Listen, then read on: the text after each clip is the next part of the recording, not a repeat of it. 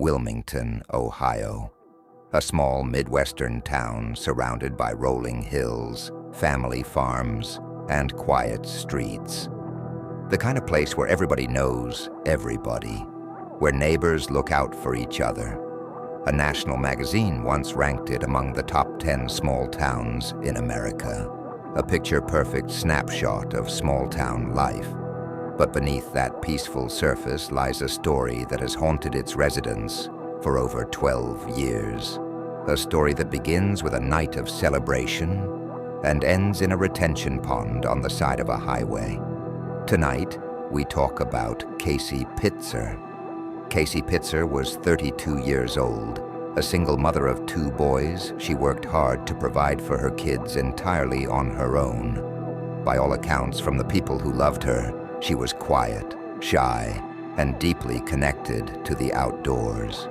She was the kind of woman who would pick up snakes just to chase her friends around with them, laughing the whole time. Her sister describes her as her best friend. They were inseparable. They had both been going through tough chapters in their lives, a divorce, the grind of single parenthood, and they leaned on each other constantly. On weekends, they would sometimes go out dancing, just to breathe, just to feel alive for a few hours.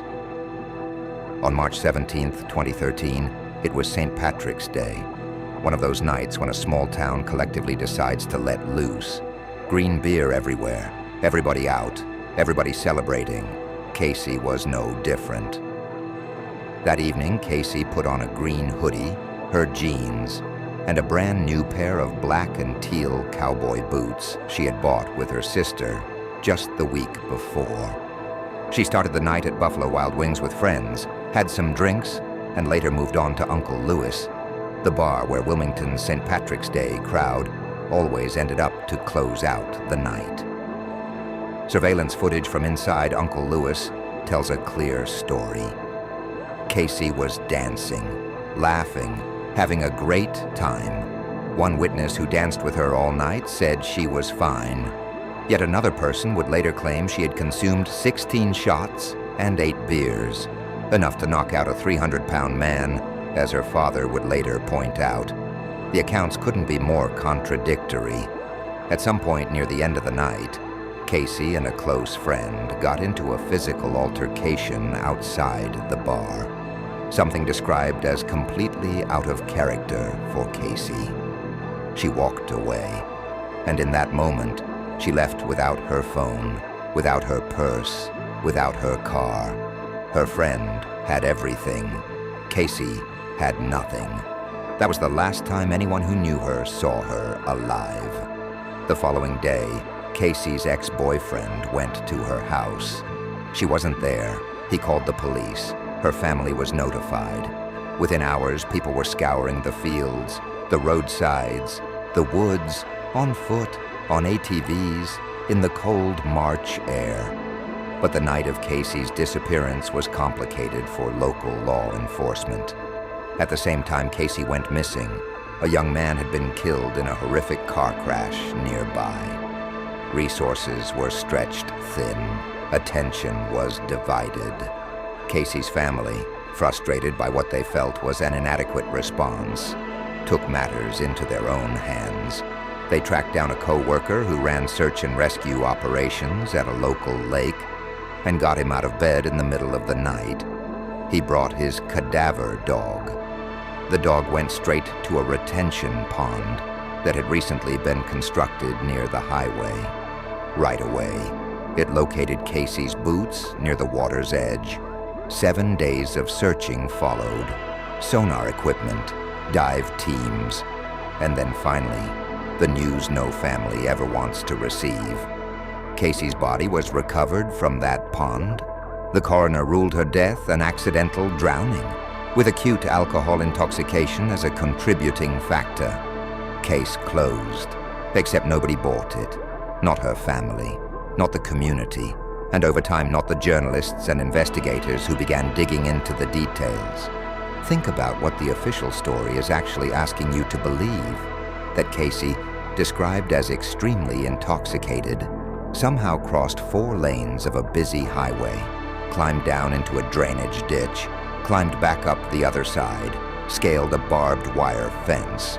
All of this without a single scratch on her body.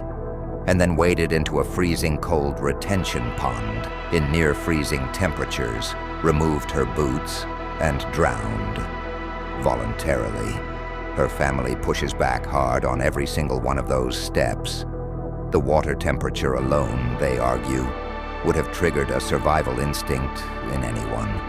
Your brain doesn't let you just walk into freezing water and give up, no matter how drunk you are. And then there were the boots, initially presented as evidence that Casey had taken them off before entering the water. Police records later revealed that the boots had actually been found floating in the pond and were physically removed from the water and placed on the bank. Yet photographs of those floating boots, which an officer stated he had taken, have never surfaced. They simply do not exist. Here is where the story takes a darker turn. Two men came forward and told police they had encountered Casey walking alone on the highway after she left the bar. They offered her a ride home. She got in, but instead of driving the 9 minutes it would have taken to reach her house, they drove in nearly the opposite direction, toward one of the men's homes, claiming there wasn't enough gas to take her back. At some point during that drive, at around 50 miles per hour, Casey allegedly opened the car door and jumped out while the vehicle was moving. The men said she ran across the highway lanes and disappeared into the darkness.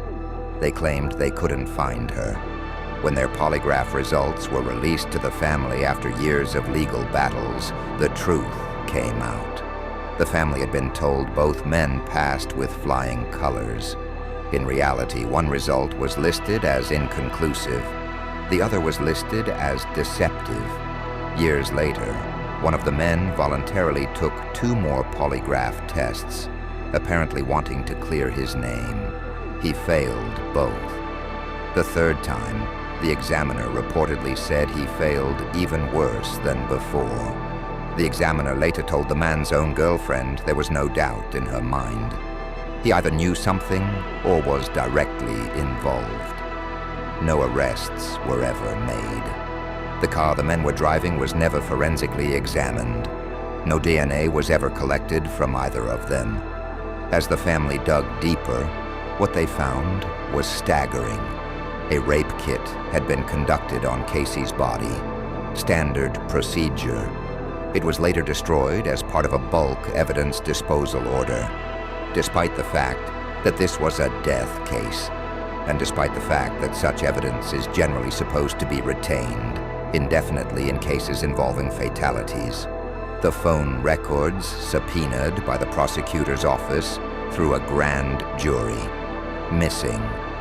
Casey's clothing from the time of her death. The funeral home told the family they had been destroyed because they smelled bad, before Casey had even been buried. 3 other funeral homes confirmed to the family that such a practice would be illegal. The autopsy photos provided to the family were blurry, limited to just a few images, and had Casey's face digitally obscured. Investigators familiar with standard autopsy procedures noted that a proper examination typically produces dozens of detailed photographs. Every corner of this case, it seems, has something missing. Casey's father, Greg, has spent over a decade fighting. He has been denied records, dismissed by officials, and even arrested at a city council meeting while trying to speak during public comment. He has sued the city. He has hired advocates. He has gone to the media. Now his family and their allies are pushing for what they call Pitzer's Law, proposed legislation that would require all agencies involved in a death investigation to submit their evidence and records to the county prosecutor's office within a defined deadline, and make that material accessible to the victim's family with a single request. 15 separate agencies were involved in Casey's case.